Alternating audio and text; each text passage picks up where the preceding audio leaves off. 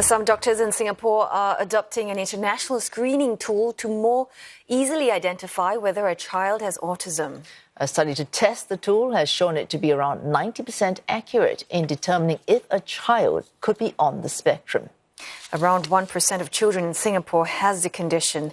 Sabrina Ng tells us more. This is a health screening, a routine in a child's early years. Its aim? To identify children at risk of developmental delay and address these issues quickly. And one condition has been flagged more frequently in recent years. 1 in 150 children here has autism, which is higher than the global average of 1 in 160 children. And doctors say that early intervention can help improve the effectiveness of treatment for these children. Based on historic data, our mean age of diagnosis and then commencement of therapy tends to be between 3 to 3.5 years. And that is not as ideal as we would like. Currently, primary care physicians identify red flags, such as if a child avoids eye contact during their routine checkups. But this can be subjective and may require multiple rounds of checks. This gap in diagnosing autism early in Singapore is one reason why a team led by the National University Hospital wanted to find out if an international screening tool will be effective here. It tested the tool on over 5,000 children who are just over a year old. Their caregivers and parents were given this questionnaire as part of their child's routine 18-month development checkup. One question asks if their child looks at something that is being pointed at. A score of 8 and above would be flagged for further tests with a pediatrician or psychiatrist to confirm an autism diagnosis. Doctors say the tool has made it easier to identify if a child is at risk for autism at a younger age. It's a validated tool with a very clear scoring system to guide healthcare professions as to where's the next best course of action. And this will complement our existing system of using red flags to screen for our children. The checklist has been rolled out at 7 polyclinics in the West as part of routine screening for children. We speak to Dr. Aishwarya Ramkumar. She is the lead author of the study and a consultant from the National University Hospital. Well, joining her on Zoom is Madam Suhaila, a parent who benefited from early autism detection. Well, thank you both for joining us today. Well, let's just start with you first, Dr. Aishwarya. This checklist is pretty impressive, 90% accuracy in early detection. So what makes this checklist different from previous ones? And also help us understand what are some of the drawbacks and limitations. Good evening, and it's a pleasure to be here today. So I think, many of our viewers will know that autism is a neurodevelopmental condition that affects children's social communication skills and as well as potentially certain behaviors.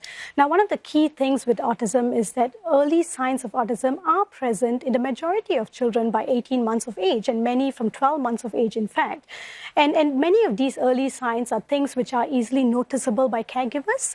So things like having a poor response to their name, not making eye contact, or not using gestures like pointing.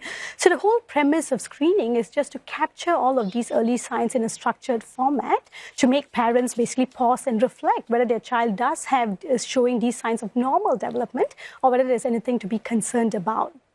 So in this study, which was a collaborative effort between NUP and NUH, what we sought to do was really look at whether the MCHAT-RF was effective within our setting, in a primary care setting, to actually identify our children who may be at higher likelihood of having autism.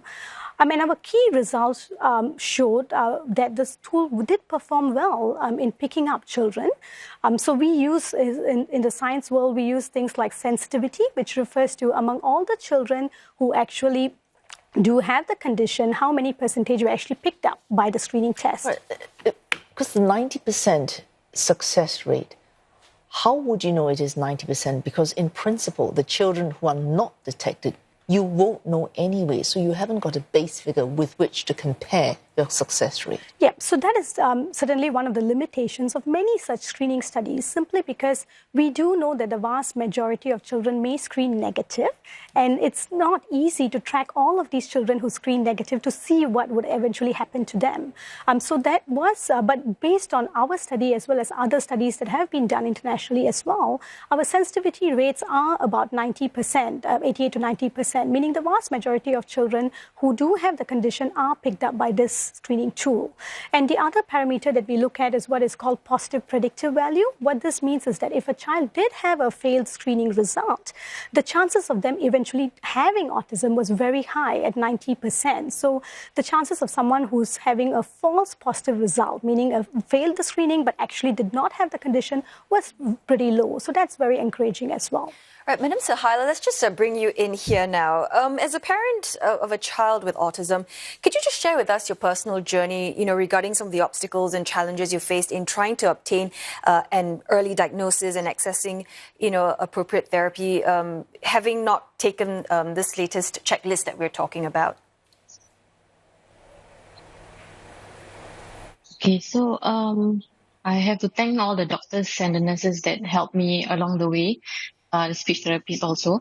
So Kaiser was they detect the autism very early at 18 months during the developmental check appointment at the polyclinic.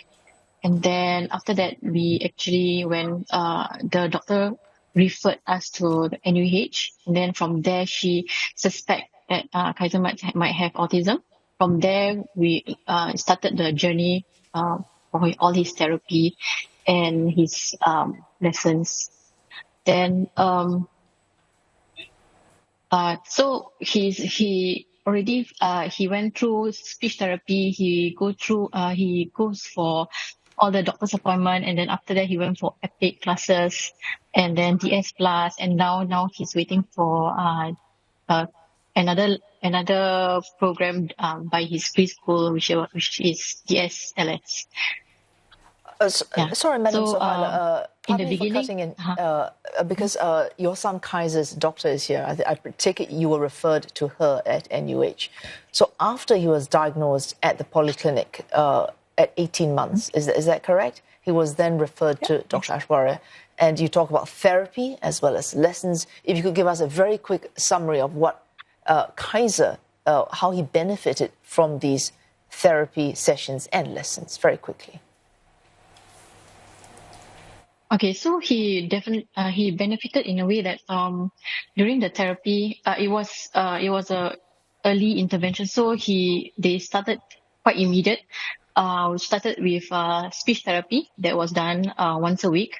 From there, they would teach me how to communicate with my child, and then how to encourage him to talk, and how to teach him how to behave and control his emotions, because Kaiser now actually still is that he has to control the way he communicates and his emotions.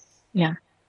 So, Dr. Aishwarya, when it comes to detecting autism in children, is there a golden period where this particular age group is when it's best detected so that help can be rendered, or is it like it doesn't matter?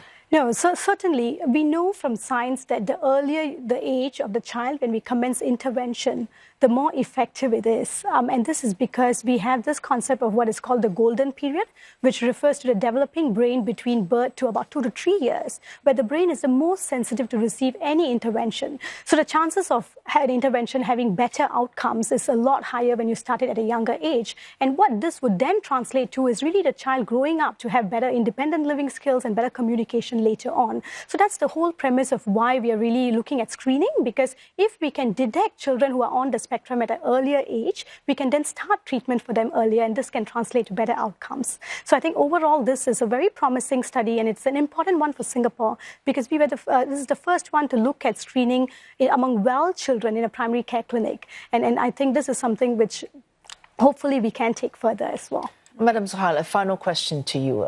When we talk about therapy sessions or lessons for the child, in fact, it sounds like you got your own lessons in how to raise a child that is in his own way different. All children are different. So, for example, you said you learn how to communicate, how to engage, how to talk to him, how to get him to communicate what he feels. From your first feelings when you were told he was on the spectrum to where he is now, very quickly, could you sum up, I suppose, the journey of your own emotions? Okay, so when I first go to the NUH, the very first the one at NUH, I didn't expect them to say autism. I thought it would just be like a speech delay. He might just have speech delay, but when the doctor actually assessed him, they find out that he has speech delay, he has no eye contact, and also hyperactivity. So from there, the doctor actually told me that he might have autism. From there onwards, I was devastated. Definitely, I didn't expect it, but I try to do my own research and study a little bit more about autism. And from there, I know I want the best for my child. So I continue to help him in his journey. So so I have to